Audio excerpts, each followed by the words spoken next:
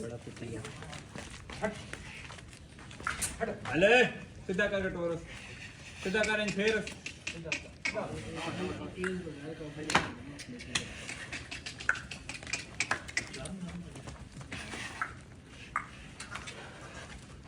इधर लेके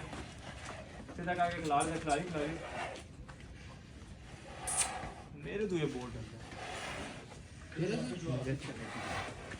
अच्छा अले